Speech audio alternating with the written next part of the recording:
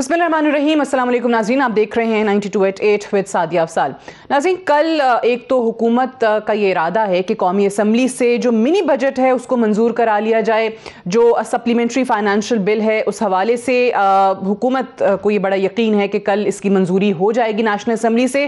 साथ ही साथ जो अपोजिशन है वो इसको लेकर एक तो एहतजाज का इरादा रखती है। पाकिस्तान पीपल्स पार्टी ने भी अनाउंस किया है कि हम पार्लियामान के बाहर एहतजाज करेंगे, लेकिन क्या अपोजिशन का भी ऑन दी अदर हैंड जो दावा है कि इसको मंजूर नहीं होने देंगे, और अगर ऐसा होता है तो फिर हुकूमत जो है स्पेशली जो MNAs बैठे हुए हैं जो हल्के की सियासत करते हैं वो अपने हल्कों में जाके आवाम को क्या जवाब देंगे जो महंगाई का बोझ आवाम पर इस मिनी बजट की मंजूरी के बाद आएगा।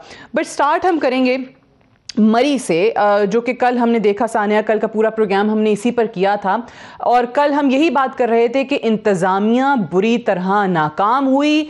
हुकूमती वज़रा जो कि इस चीज़ पर खुशखबरियाँ सुनाते रहे लोगों को कि 1 लाख से ज़ायद गाड़ियाँ मरी में एंटर हो चुकी हैं, ये आवाम की खुशहाली की निशानी है, आमदन में इजाफा हो गया है, जो होटल्स के मालिकान हैं उन्होंने किराए बढ़ा दिए हैं, लेकिन ये आवाम की जो मुश्किलात थी, जो 22 अफराद की जाने गई, वो आखिर उसका जिम्मेदार कौन है? आज बिलाखिर वज़ीर आला पंजाब उस्मान बुज़दार साहब जो हैं वो हेलीकॉप्टर से उन्होंने फ़ज़ाई जायज़ा लिया, वहाँ मरी पहुँचे, कुछ बरहमी का इजहार भी किया। मिसमैनेजमेंट जो हुई उस पर भी उन्होंने काफ़ी तनकीद की और ये कहा कि मज़ीद तहकीकात हों और उन तक रिपोर्ट दी जाए। फिर कल हम ये बात कर रहे थे कि ये सब कुछ हो रहा था, 22 लोग अपनी जानों से गए, लेकिन उस वक्त वज़ीर आला पंजाब उस्मान बुज़दार साहब जो हैं वो लाहौर में मौजूद थे और पंजाब के बल्दियाती इलेक्शंस पर जो उनकी एडवाइजरी काउंसिल है उसकी मीटिंग को चेयर कर रहे थे। और वफाकी वज़रा लाहौर में उस मीटिंग के बाद जो है वो बल्दियाती इंतखाबात पे भी बातें कर रहे थे, हत्ता कि लोगों को कह रहे थे कि जी सयाहती मकामात पर जाएं, क्योंकि हुकूमत ने टूरिज्म के लिए बड़े ज़बरदस्त इकदाम किए हैं। लेकिन वो क्या इकदाम थे, वो कल उन सब की कलई जो है वो खुल के हमारे सामने आ गई है। पहले तो ज़रा इसी पे बात करेंगे। आज जो उन्होंने कुछ डिसीजंस लिए हैं कि मरी को ज़िले का दर्जा दे दिया जाएगा, फिर 2 थाने वहाँ बनाए जाएंगे, 2 पार्किंग प्लाजास की बहुत अशद ज़रूरत थी और है, और ये एक अच्छा इक़दाम है। लेकिन ज़िला बनाने का जो फ़ैसला है, क्या वाकई इससे कुछ बेहतरी आ पाएगी यहाँ पर? क्योंकि ये भी तासुर है कि अगर वहाँ पर AC की जगह आप एक DC को लगा देंगे, असिस्टेंट कमिश्नर की जगह डिप्टी कमिश्नर को लगा देंगे, या एक अफसर के बजाय दूसरा अफसर लगा देंगे, तो उससे क्या फ़र्क पड़ जाएगा? या मज़ीद ऐसे एक छोटे से जगह के ऊपर आप ज़िला बना के क्या ऐसे इक़दाम कर सकते हैं? ज़रा इन पर बात करते हैं। मेहमानों का पहले आपसे तारुफ करवा दूँ।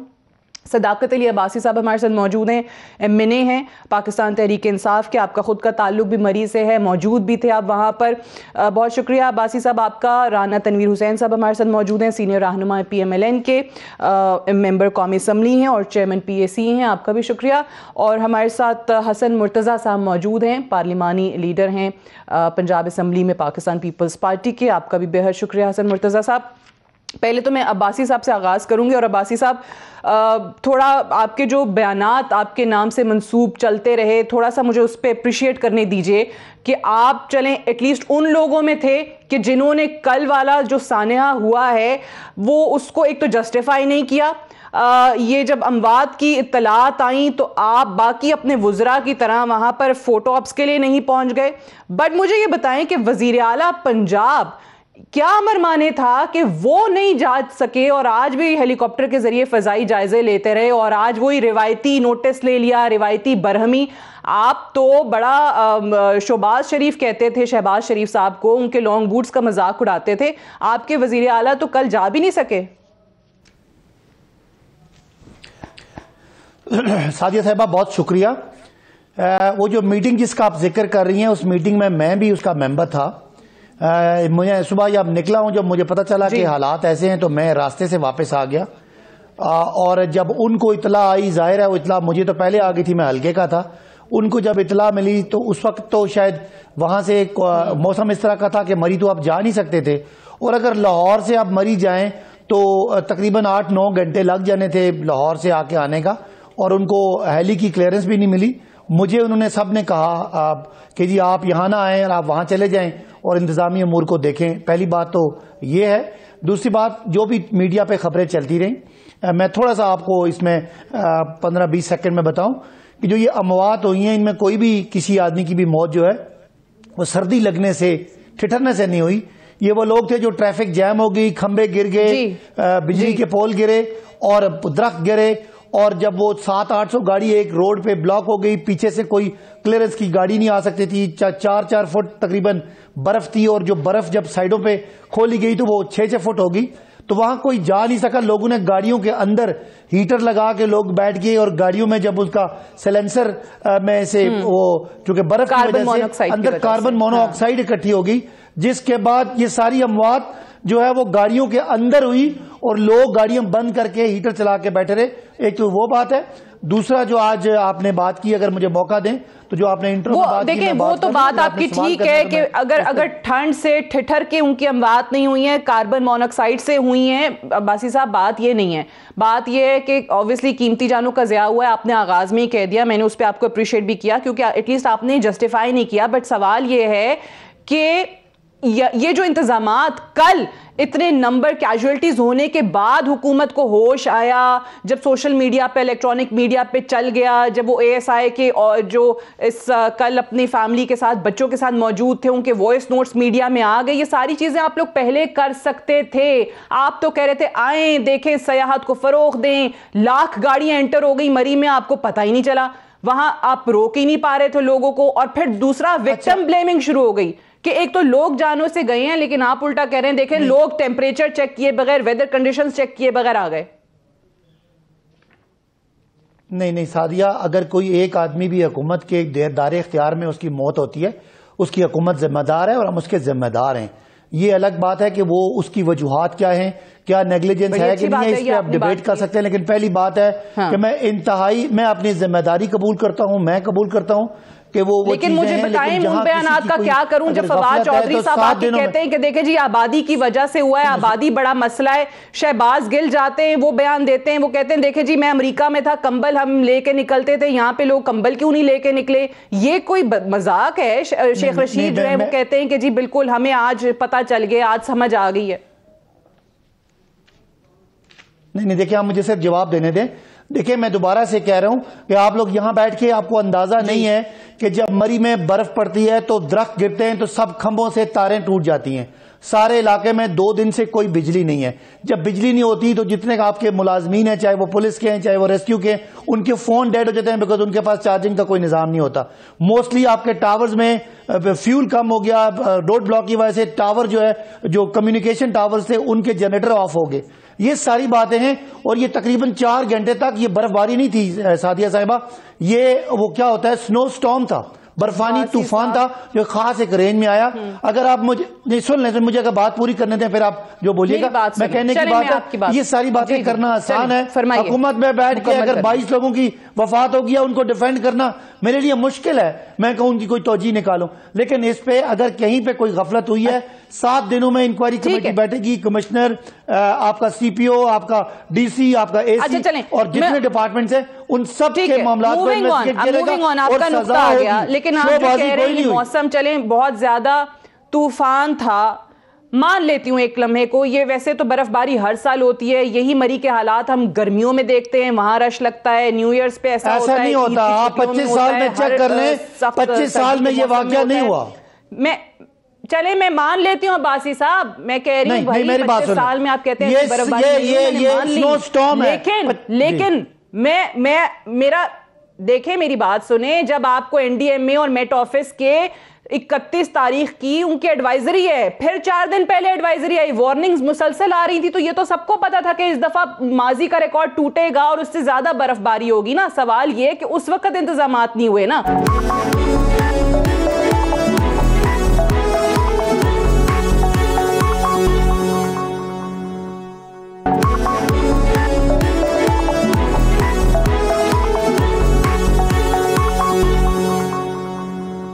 ये जो जिले का दर्जा बनाने का ऐलान किया है मरी को, इससे मसाइल हल हो जाएंगे राना साहब?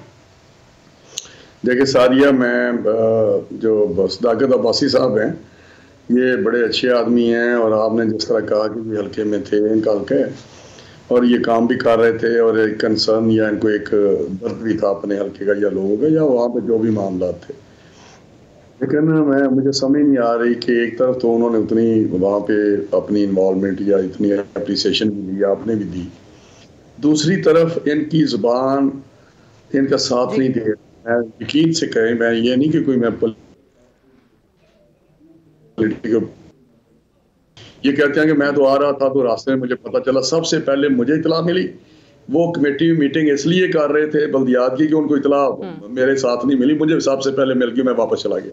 फिर कहते हैं कि उन्होंने मुझे कहा कि आप वापस चलो। फिर कहते हैं जी वो मरी में पहुंच नहीं सकते थे, पिंडी में तो पहुंच सकते थे ना, चीफ मिनिस्टर है, वो करीब हो जाता, एक मैसेज आता है। एनी हो, बड़ा ही अच्छा होता अगर ये अभी भी कहते हैं कि हाँ ये वाकया हुआ है, एक सान्या हुआ है, हमने इंक्वायरी कमेटी बिठा दिया, गफलत हुई है, जो जो भी जिम्मेदार होगा उसको सजा दी जाएगी, ये बहुत ही मुनासिब बात होती। लेकिन अगर जस्टिफाई करें तो वो तो मेरा हाल है, आपने पोल खोल के रख दिया है, बल्कि आपने तो 2 दिन से ये पोल खुला हुआ है कि मेट वालों ने एक एडवाइजरी दी 31 दिसंबर को, पीएम ऑफिस में भी गई और हर जगह कंसर्न जो डिपार्टमेंट्स थे या रेलिवेंट लोग थे उनको गई। फिर उन्होंने कहा, और ये सारी चीज़ें इसलिए होती हैं ताकि ये प्रिकॉशन मेजर लें, कोई ऐसे मेजर लें जिससे उससे बचा जा सके।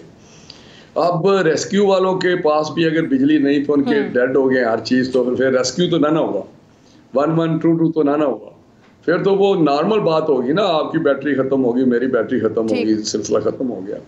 अगर असिस्टेंट कमिश्नर की, पुलिस की बैटरी खत्म हो जानी है क्योंकि बिजली नहीं है, सही है। अब देखिए वो उससे ज्यादा काम खराब होता है।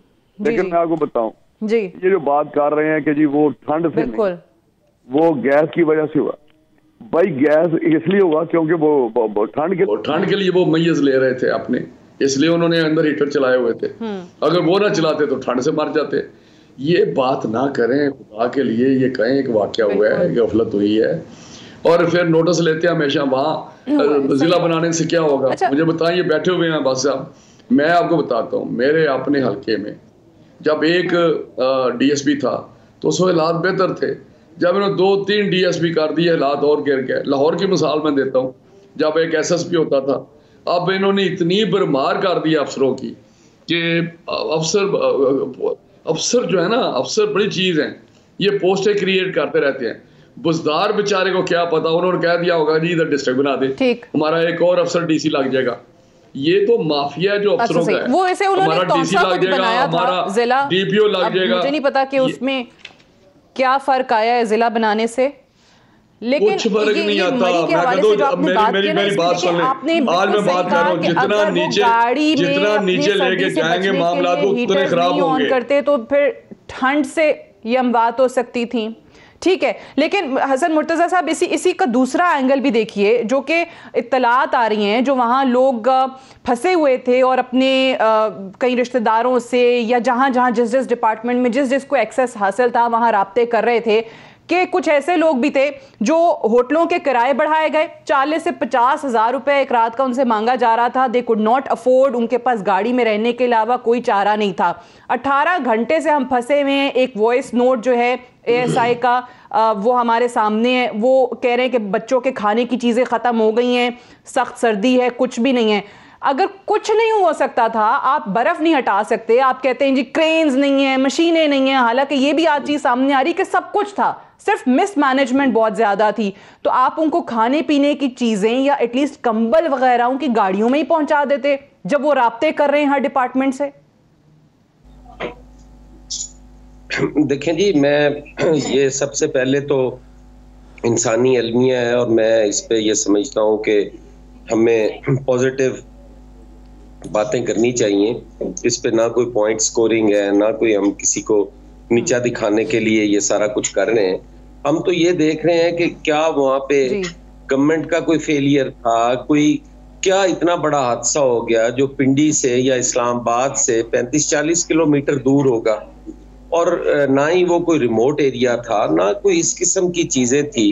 हमारे वुज़रा जो है वो शाम में बैठे, मैं खुद एक निजी टीवी पे वो टिकर्स पढ़ रहा था जिसमें शेख रशीद साहब बड़े फखरिया अंदाज में कह रहे थे कि 20,000 की गुंजाइश है और 1 लाख गाड़ी वहां पहुंच गई है, और कहाँ है गुर्बत, कहाँ है महंगाई, कहाँ है बेरोजगारी। तो ये उस वक्त तो इस तरह ये कर रहे थे जैसे हुकूमत की कोई अचीवमेंट है।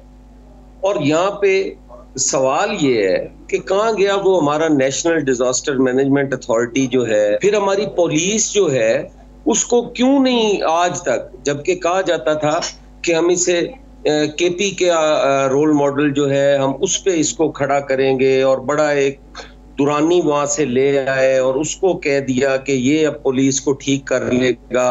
और अब ये कहानियां सुनाई जा रही थी कि तमाम पुलिस जो है वो डीपोलिटिसाइज हो गई है, और अब तो हालात जो हैं वो बड़े आइडियल हो गए हैं, और अपनी हर चीज को, कभी बारिश हो जानी तो उसको कहना कि जी ये क्रेडिट भी इमरान खान को जाता है। ये उनके वुज़रा के बयानात हैं। और फिर अगर वजीर आजम का बयान सुना जाए, मैंने आज ही वो भी ट्विटर पे देखा है जिसमें वो तकरीर फरमा रहे थे कि किसी मुल्क में कश्ती डूब गई और वो वजीर आजम ने रिजाइन कर दिया, हालांकि वो चला नहीं रहा था, लेकिन उसने कहा कि कश्ती डूबी है तो मैं रिजाइन कर दूंगा। और यहाँ पे आज जो वजीर आला साहब हैं उस्मान बुज़दार साहब, वो एरियल व्यू फरमाते रहे और वहां पे हेलीकॉप्टर पे चक्कर लगाते रहे और देखते रहे भी आपके पास लोगों को देने के लिए तो रोटी नहीं है, आप किस चीज के व्यू करते फिर रहे हैं। आपने अगर व्यू करना है, रिव्यू करें अपनी उस फैसले को जिस पे आपने बुज़दार जैसे नायल शख्स को, एक सूबे का, बहुत बड़े सूबे का आपने वजीर आला बना दिया। सरकारी आपने हेलीकॉप्टर जो है ये उन स्ट्रैंडेड लोगों को इतने, जब वो पैगाम 18 घंटे से भिजवा रहे थे, फंसे हुए लोगों को निकालने के लिए भी इस्तेमाल हो सकता था। मैं यही अर्ज कर रहा हूँ ना जी, ये नाअहली है, ये कोताही है, ये नालायकी है, ये सारा कुछ ये अपने खाते में ढाल ही नहीं रहे। और ये अब्बासी साहब भाई हैं, बड़े काबिल एहतराम हैं। जब भी बात होती थी तो हम कहते थे कि मिठी को ये ना कहा करो कि वहां पे हुकूमत की गफलत से ये हो गया है। आप जब भी कोई बात होती है आप कहते हैं जी सिंध चले जाओ। खुदा न खास्ता आज ये मरी जो है ये सिंध का शहर होता, मैं देखता आज अभी वजीर आला के इस्तीफे की बात हो रही होती, आज पीपल्स पार्टी को चोर और डाकू कहा जा रहा होता। आज अब भी हमारे कई एंकर्स जो है, कई हमारे तज्जियाकार जो है, वो बड़े बैठ के कह रहे हैं जी कि उधर सिंध में कौन से आइडियल हालात है। भाई हमें जो खुदाई कुदरती आफात हैं उनको हुकूमतों के साथ नहीं मैच करना चाहिए, और अगर करना है तो फिर इससे बड़ा लेकिन ये बिल्कुल है, लेकिन उन्हीं डिजास्टर्स को मद्देनजर रखते हुए, क्योंकि पूरी दुनिया में होता है, तमाम ममालिक में हालात होते हैं, पाकिस्तान के लिए भी कोई पहला नहीं है। आपने सही कहा है, एनडीएमए इसीलिए बनाया गया था इदारा, वो कहीं पे नजर ही नहीं आया, वो पता नहीं एग्जिस्ट भी करता है नहीं करता। बहरहाल मुझे एक ब्रेक लेने दीजिए, ब्रेक से वापस आएंगे, डिस्कशन बढ़ाएंगे। Stay tuned.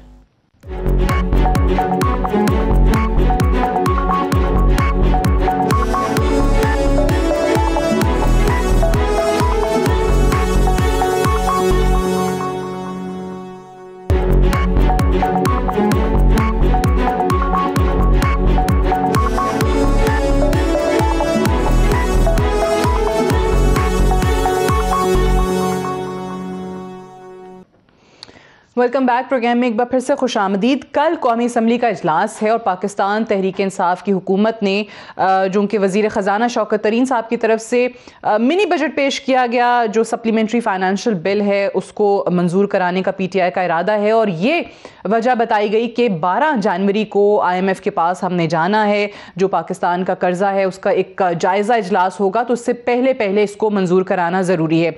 लेकिन अभी अब्बासी साहब इत्तलात ही आई हैं, खबर आई है कि जो IMF है उसने पाकिस्तान के $6 अरब कर्ज का जायजा मौखर कर दिया है। अब वो 28 या 31 जनवरी को होगा। तो अब क्या चीज रोके हुए है हुकूमत को? जो अपोजिशन की डिमांड है कि उस पर एक कोई खातिर खा बहस होनी चाहिए, डिबेट होनी चाहिए, जो कि आप लोग नहीं करते। कभी ऑर्डिनेंसेस आ जाते हैं, कभी अपोजिशन की गैर मौजूदगी में बिल्स पे बिल्स पास हो जाते हैं। अच्छा सादिया साहिबा, सिर्फ मैं 15-20 सेकंड जो पिछली डिस्कशन हुई है मैं उस पर बोलना चाह रहा हूँ।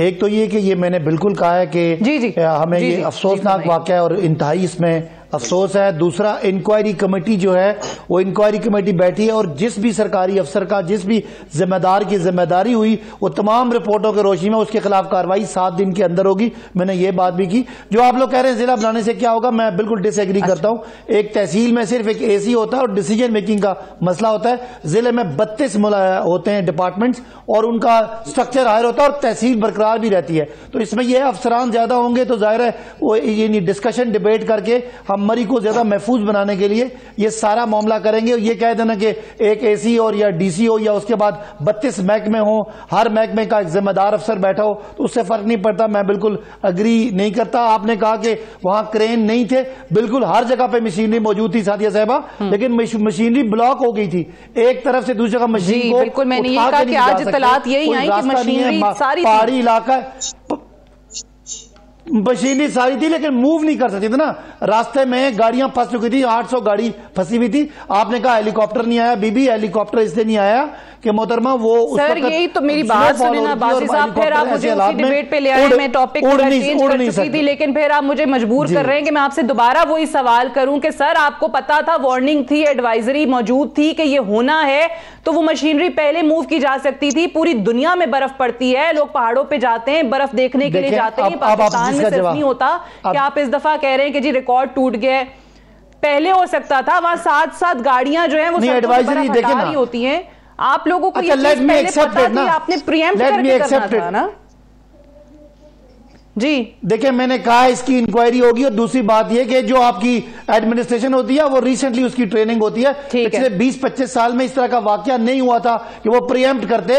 और दूसरी बात ये जो आप कह रही हैं कि सारी रिपोर्टें आई थी, इसी पे तो इंक्वायरी करनी है। रिपोर्ट पे किस किस ने एक्ट करना था और किस किस ने नहीं किया। लिहाजा ये सारा मामला हाईएस्ट फोरम पे एक जो आपका होम सेक्रेटरी है उसके नीचे 2 उसमें एडिशनल सेक्रेटरी लगा के इसको फैसला करेंगे और जो जिम्मेदार होगा उस पे जिम्मेदारी को चले अल्लाह करे इस इंक्वायरी का आ जाए कोई रिजल्ट, लोगों को उसका जवाब देंगे। और अगर ऐसी बात जो होना था नुकसान और इसकी ऐसी बात है अगर इसको हुकूमत ने समझा कि ये हादसा है और इसलिए लोग, मुझे जवाब जरा दे दें। अब आपका जो सवाल था दूसरा जी दूसरा सवाल आपका, देखिए इसमें कोई शक वाली बात नहीं है। किस पे डिबेट जरा करवा लें। अब IMF का कह रहे हैं कि 28 से 31 को होगा जायजा इजलास। जो मनी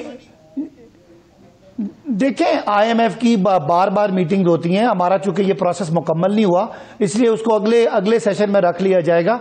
असल चीज यही है कि IMF ये चाहता है कि जो हमारे आमदनी और खसारे में जो फर्क है उस गैप को कम किया जाए। और अगर हम हुकूमत जो है वो अमीर लोगों की चीजों पे टैक्स लगा के उसका फायदा मुल्क को पहुंचेगा तो उसमें किसी को क्या एतराज है, मुझे तो समझ नहीं आ रही। इनको इम्पोर्टेड जो स्टेक है उस पर एतराज है नून लीग और पीपल्स पार्टी को, या इम्पोर्टेड जो हम जानवर इंपोर्ट करते हैं पालतू उन पे एतराज है, या जो हम चीज इंपोर्ट करते हैं उस पे एतराज है। तो जो बच्चों के दूध 2 अरब रुपए के अलावा बाकी 300 देखें मैं कह रहा हूं 2 अरब रुपए तक का इंपैक्ट जरूर है। बाकी जितने टैक्स लगाएं सादिया साहिबा वो सिर्फ डॉक्यूमेंटेशन के चक्कर में लगाएं, सब के सब रिफंड होंगे। 162 अरब एक जगह पे और 112 अरब जो मशीनरी पे है वो ऑन इंपोर्ट वो रिटर्न हो जाएगा।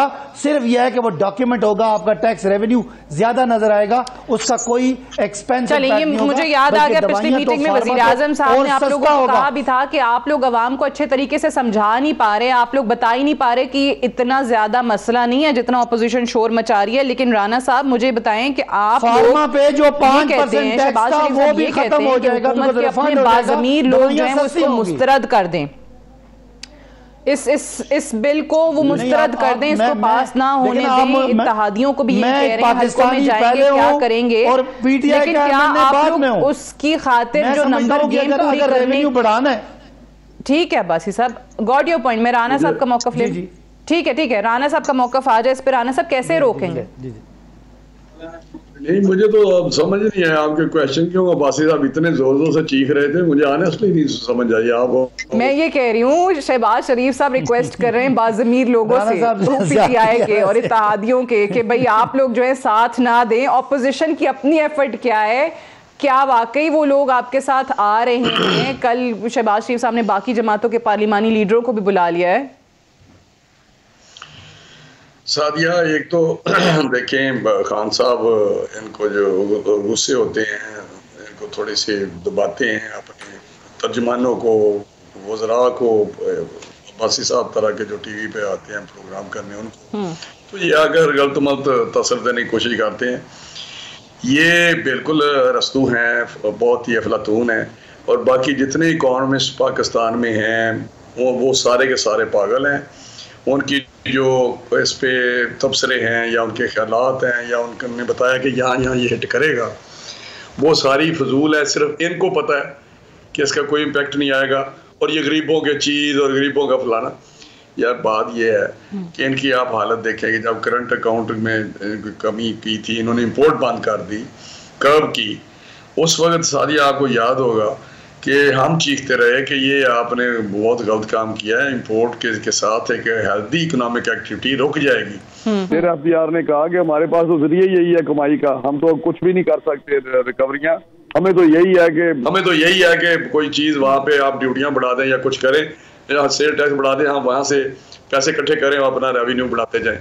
IMF की जो बात है, IMF के साथ सारी गवर्नमेंट नेगोशिएट करती रही है और बड़े अपने फेवर में करती रही हैं। आपको पता है कि कभी भी ऐसी सख्त किस्म की कंडीशन उनकी होती थी, लेकिन उनको जब नेगोशिएशन होती थी ये तो आगे लेट जाते हैं और जो भी वो कहते हैं वो मान जाते हैं।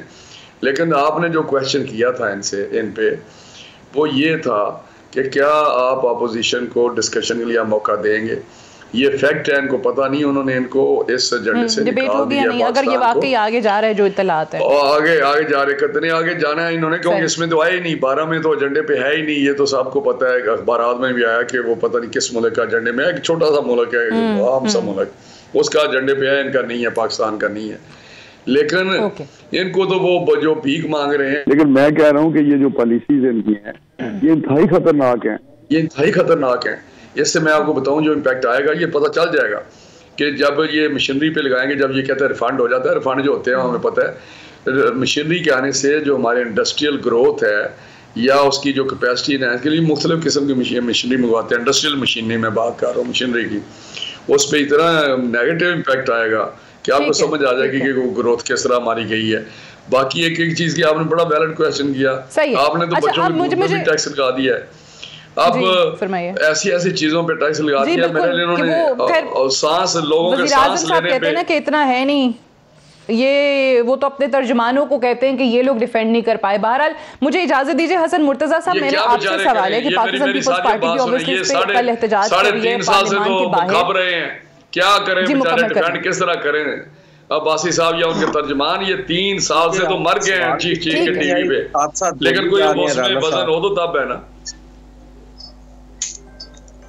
ये हसन मुर्तजा साहब मुझे बताएं कि पाकिस्तान पीपल्स पार्टी का पार्लियामान के बाहर जो है ऑब्वियसली एहतजाज है, लेकिन मेरा सवाल है कि पार्लियामान के अंदर क्यों ऑपोजिशन अभी तक नाकाम नजर आती है। चाहे वो नंबर गेम पूरी करने के दावे हों, लेकिन ऑब्वियसली वो नहीं हो पाते हैं। आप लोग इस मामले पे भी, मैं कौमी असम्बली की बात कर रही हूँ, कि ऐसा लगता है कि ऑपोजिशन सिर्फ वेट एंड सी की पॉलिसी पर अमल पैरा है कि अगर ये पास हो जाता है तो ठीक है, यही भुगतेंगे पॉलिटिकल फॉल आउट, और वो जो इत्तेहादियों के साथ मुलाकातें हैं या PTI के अपने लोगों को साथ मिलाने की बातें, वो सिर्फ और सिर्फ बयानात हैं। देखें जी, मैं एक सेकंड में जरा एक अब्बासी साहब के लिए वो बात कर रहे थे, ये किसकी इंक्वायरी करवा रहे हैं जी। मैं कह रहा हूं कि वजीर आजम साहब ने जो खुद बात की थी उसके मुताबिक उनका इस्तीफा बनता है। वो आज कह रहे हैं कि मैं इंक्वायरी करूंगा, क्या कोई क्लर्क या बाबू सस्पेंड करेंगे इस इंक्वायरी के बाद? डायरेक्टली जिम्मेदार जो है वो अवामी हुकूमतें होती हैं, वजीर आजम या वजीर आला होते हैं, मुलाजिम नहीं जिम्मेदार होते। इस्तीफे की बात अगर अपोजिशन करती है तो वो वजीर आजम की या वजीर आला की कर रही है। अब जहां तक आपके सवाल का ताल्लुक है तो अपोजिशन असेंबली के अंदर भी मुत्तहिद है और बाहर भी जो लोगों को कहा जा रहा है वो सिर्फ इसलिए कहा जा रहा है, इज़हार यकजहती के लिए बुलाया जा रहा है, ताकि हमेशा पार्लियामेंट के अंदर on the floor of the house इस हुकूमत ने अवामी फैसलों को बिल्डोज किया है। आपके सामने सेनेट के रिजल्ट पूरी कौम के सामने बदले गए। इन्होंने कौमी असेंबली के अंदर क्या कुछ नहीं किया, गालियां, किताबें मारना, कागज फाड़ना, कुर्सियों पे चढ़ जाना और वुज़रा का इस तरह हमला आवर होना, ये सारा कुछ आपके सामने है। फिर जो भी हुकूमत होती है उसको उसका स्पीकर होता है, वो कानून जो है पास उन्होंने करना होता है, वो उस पर कोई भी रूलिंग दे सकते हैं, कोई भी उसको पास कर सकते हैं। तो इसलिए ऑपोजिशन जो है वो लेकिन आप नहीं समझते कि ऑपोजिशन की भी ये पार्लिमानी सियासत की नाकामी है कि जहां नंबर हैं वहां भी वो नाकाम हो जाते हैं। संजरानी साहब बन जाते हैं दोबारा चेयरमैन सेनेट बन जाते हैं, गिलानी साहब के मामले में हमने फेलियर देखा। नहीं, वो सारी कौम ने देखा कि वो धोखा हुआ है, वो झूठ है, वो धांधली है, वो धौंस है, उसका ऐलान कर दिया गया। हालांकि वोट तो यूसुफ रजा गिलानी साहब के ज्यादा थे, लेकिन वो उनको बिल्डोज किया गया उस फैसले को। इसीलिए हम चाहते हैं कि ये सारी चीजें जो हैं ऑन द रिकॉर्ड, और यही चीज वो आपको कौमी असम्बली में कहते हैं कि जहां हफीज शेख के जीतने की उम्मीद थी उन्हें, जहां नंबर पूरे नहीं थे वहां से गिलानी साहब जीत गए, जहां वो जीत सकते थे वहां से वो हार गए। नहीं, नंबर तो हमारे सेनेट में भी पूरे थे, चेयरमैन सेनेट पे भी हमारे वोट ज्यादा थे, लेकिन वहां पे ये जी यहाँ नहीं लगनी थी स्टैंप, यहाँ लगनी थी जी, ये नाम पे नहीं लगनी थी जी, ये खाने में लगनी थी, ये भी तो कहीं नहीं लिखा हुआ ना कि यहाँ नहीं लगनी थी, यहाँ लगनी थी। लेकिन वो एक फैसला है, अदालत में है, इंशाअल्लाह ताला वो उसका फैसला भी आ जाएगा।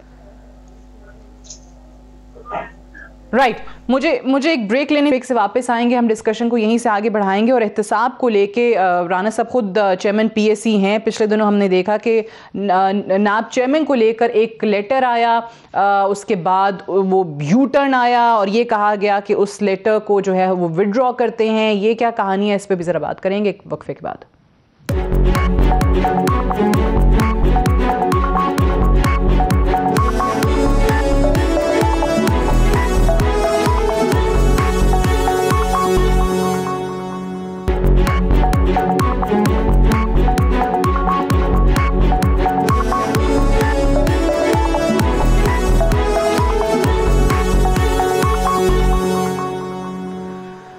Welcome back. प्रोग्राम में एक बार फिर से खुश आमदीद।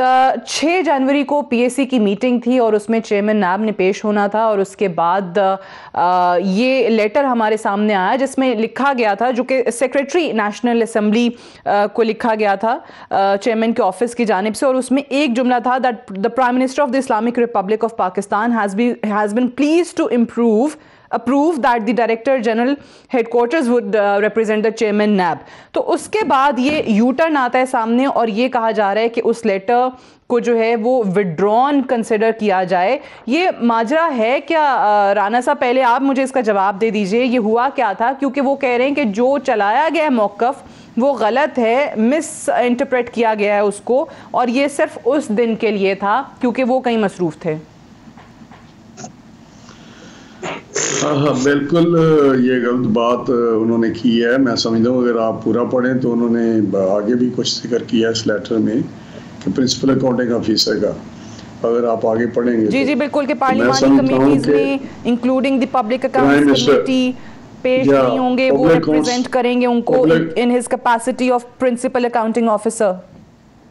इन कैपेसिटी मुझे बताएं, ना तो प्राइम मिनिस्टर की ये अथॉरिटी है, मैं बिल्कुल क्लियर कट बता रहा हूँ। अगर उन्होंने ये अप्रूव किया है तो उन्होंने इलीगल काम किया है, अनकॉन्स्टिट्यूशनल काम किया, अगेंस्ट द रूल्स काम किया है प्राइम मिनिस्टर ऑफ पाकिस्तान ने।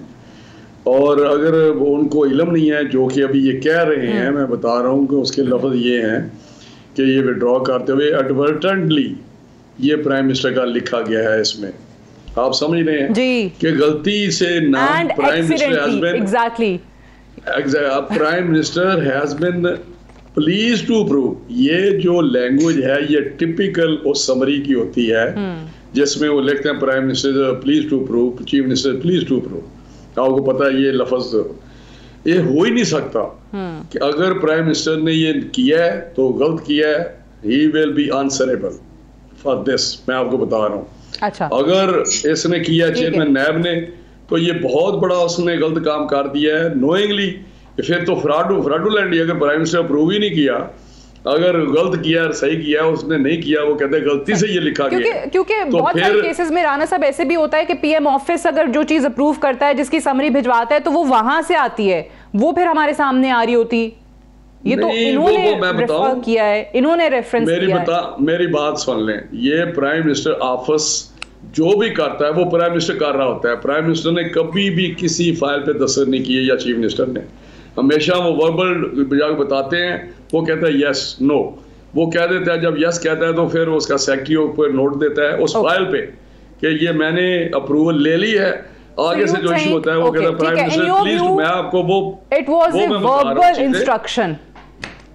नहीं, मैं पहले ट्राई टू अंडरस्टैंड। मैं जो बता रहा हूँ ये मैं वो प्राइम मिनिस्टर फाइल पे कुछ नहीं लिखता, ये नोट कर ले मेरी बात। या चीफ मिनिस्टर, चीफ एग्जीक्यूटिव कुछ नहीं लिखता चीफ मिनिस्टर भी। वो वर्बल डिस्कस करके जब वो अप्रूव करते हैं, मेरी पहले बात सुनिए, बड़ा टेक्निकल लफ्ज़ है, ये बड़ा आगे बात जानी है। अगर वो अप्रूवल दे देता है तो फिर उसका प्रिंसिपल सेक्रेटरी उस पर नोट देता है उस फाइल पे कि prime minister discuss with the prime minister and he approve this. फिर वो इशू करता है जो आप बात कर रहे हैं, prime minister please to approve. वो उसके बिहाफ पे वो प्राइम मिनिस्टर साइन हमेशा उसके होते हैं, प्रिंसिपल सेक्रेटरी के। अब पर रही बात के अगर जो मैं ज्यादा इंपॉर्टेंट बात करने लगा हूँ, अगर चेयरमैन ने ये उसका प्राइम मिनिस्टर का ये गलत लिखा है तो फिर बहुत बड़े उसके कोई बड़े सीरियस कॉन्सिक्वेंसेस हैं। हो सकते हैं। चेयरमैन नैब जो चीफ जस्टिस हाई कोर्ट का रहा है, जो सुप्रीम कोर्ट का जज रहा है, खुद से कैसे कर सकते हैं? फ्रॉडुलेंटली या झूठ बोला है उसने, और ये कहता है मुझसे गलती से ये लफ्ज गलती, prime minister please to prove, ये इज आर नहीं है गलती से। ये ठीक है, क्योंकि जो दूसरा लेटर गया आपने उसका जिक्र कर दिया कि उसमें कहा गया कि एक्सीडेंटली ये हो गया था। वजीर आजम साहब का जो रेफरेंस दे दिया गया था, पहले हसन मुर्तजा साहब की राय लेके फिर अब्बासी साहब की जानिब जाती हूं। हसन मुर्तजा साहब आपकी नजर में ये वाकई एक्सीडेंटली हो सकता है? ये हसन मुर्तजा से पहले मैं बात करना चाहता हूं। जी फरमाइए, राना साहब मुकम्मल करें। जी मुकम्मल करें। जो भी प्रिंसिपल अकाउंटिंग ऑफिसर कभी भी एग्जामिशन चाहता है तो वो लेटर मुझे लिखते हैं, मैं बता रहा हूँ, वो मुझे लेटर लिखते हैं कि ये मेरी बड़े अजीज बीमार है, या मुझे कोविड हो गया, या फलां हो गया, तो मुझे या मेरी जगह किसी मेरे स्पेशल सेक्रेटरी को अलाउ कर दें। And I have the authority कि मैं जो मेरा उस पर फैसला होता है कि ठीक है आप स्पेशल सेक्रेटरी को भेज दें या पोस्टपोन कर देते हैं, या आप वीडियो पे कर सकते हैं तो वीडियो पे कर ले। इन्होंने मुझे रिक्वेस्ट की कि इन कैमरा करें, मैंने कर दिया। अब ये कहना, अब वो कह रहे हैं जी मेरा कोई अजीज नहायत ही बहुत बीमार था, तो ये लेटर हमें लिखते, मेरा अजीज बीमार है तो मैं 6 को नहीं आ सकता। और ये वाला जो लेटर है ये आपको नहीं आया, ये सेक्रेटरी नेशनल असेंबली को एड्रेस किया गया। राना साहब मुझे आगे बढ़ना है क्योंकि टाइम थोड़ा है। मैं हसन मुर्तजा साहब की इस पे राय ले लूं, आपको क्या इसमें मामला नजर आ रहा है? दोनों चीजें इम्कानात जो हैं वो राना साहब ने बता दिए कि अगर उन्होंने खुद किया तो सीरियस कॉन्सिक्वेंसेज होंगे, और वजीर आजम साहब की तरफ से ये ऐसा हो सकता है कि एक्सीडेंटली वजीर आजम का नाम जो है उसमें आ जाए। देखें, जो राना साहब कह रहे हैं बिल्कुल इसी तरह ही है। उसकी कॉम्पिटेंट अथॉरिटी जो है वो चेयरमैन स्टैंडिंग कमेटी होता है, और वजीर आज़म साहब अगर उस पर कोई खत जारी करते हैं या कोई अलाउ करते हैं छुट्टी, तो वो उनकी मैलाफाइडी है, उनकी वायलेशन है, आइन की खिलाफ वर्जी है, कानून की खिलाफ वर्जी है, रूल्स एंड प्रोसीजर की खिलाफ वर्जी है। और इससे जाहिर होता है कि जो नैब का और वजीर आज़म का जो गठजोड़ है, जिसके जरिए वो लोगों की पगड़ियां उछाल रहे हैं, जिससे वो पॉलिटिकल इंजीनियरिंग का जो लफ्ज यूज किया जाता है, जिससे बाजू मरोड़े जा रहे हैं, वो वही है। और उसमें वजीर आज़म साहब जो हैं वो जिम्मेदार हैं उसके, वरना वो कोई नहीं होते किसी को भी एग्जाम्प्ट करने वाले कि वो इस हाजिरी पे या इस पेशी पे वो ना जाए। उसकी अथॉरिटी है और वो बिल्कुल दुरुस्त कहा है राना साहब ने। सही है। अब अब्बासी साहब, हुकूमत का मौकफ देखें। अब इसका तो बड़ा सीधा सा हल है कि ये ऑटोनमस इदारा है, आप कहते हैं कि जी वो बगैर किसी की साइड लिए या बायस शो किए वो कार्रवाइयां कर रही हैं, आपका मौकफ है। तो फिर तो अगर ये इंस्ट्रक्शंस नहीं थी और इस लेटर को में लिखा गया that this letter should be considered as withdrawn, और वजीर आजम का नाम एक्सीडेंटली आ गया, तो पीएम ऑफिस इसकी बड़ी वजाहत दे सकता है, एक लेटर इशू कर सकता है कि आया वहां से इंस्ट्रक्शंस गई थी, अप्रूवल वहां से हुआ था। सादिया इंक्वायरी करा सकते हैं, एक कागज लिखा गया, एक कागज लिखा गया, उस कागज पे जब को पता चला कि उसमें प्राइम मिनिस्टर का नाम है, वो विड्रॉ हो गया। अब उसके बाद आप जितना मर्जी उस कहानी को लटकाते रहें, और चूंकि राना साहब हुकूमत का आ नहीं रहा, उसमें वजीर आजम का नाम लिख के, आपके मुल्क के वजीर आजम का नाम लिख के ये कहा गया हुआ है कि he has been pleased to approve. नहीं सादिया मैं बात कर सकता हूं, अगर कोई गलती कोई कहीं मुझे अगर मैं पूरी बात कर लूं, आप सबने बात किया, मैं हसन साहब सवाल करना चाह रहे हैं आपसे। अगर कोई एक चीज आउट ऑफ प्रोसीजर कोई बात लिखी जाती है और अगर उसी वक्त उसकी करेक्शन हो जाती है, और वो जो गलती से कोई एक इमेज किसी ने दिया, किसी एक जो आपका कोई भी सेक्रेटरी होता है, मतलब इस तरह का डिप्टी सेक्रेटरी, उसने कोई लेटर लिखा प्राइम मिनिस्टर ऑफिस ने, जब वो खत्म होगी, मेरा ख्याल है कि बजाय कि आप कोई और गवर्नेंस पे बात करें, इसको बेहतर बात करें, कोई हमारी कोई करप्शन निकालें, ये क्या बातें निकालें। ये इतना सिंपल नहीं है कि वजीर आजम ने एक नाम लिखा गया और एक गलती होगी। ये गलती ना पहली हुई है ना आखिरी हुई है। उन्होंने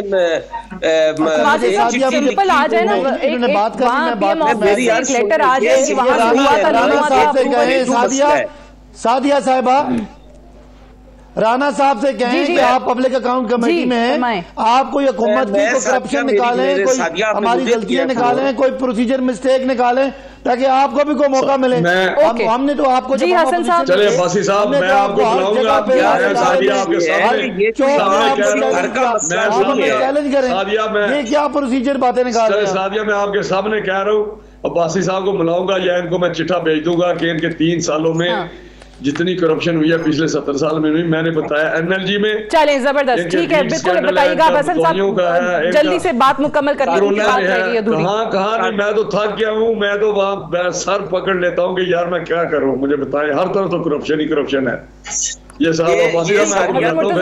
और सिंपल मसला नहीं है ये, और जैसे हमने अपने दौर में करप्ट लोगों को दिलवाई, आप करें, नैब में जाएं, आप अदालतों में जाएं, हमें हमारे लोग सबूत हैं, मसला नहीं है, जैसे पब्लिक के सामने एक्सपोज किया। शुक्रिया सदाकत अली अब्बासी साहब आपका, हसन मुर्तजा साहब आपका, और राना तनवीर हुसैन साहब आपका भी प्रोग्राम में ज्वाइन करने के लिए।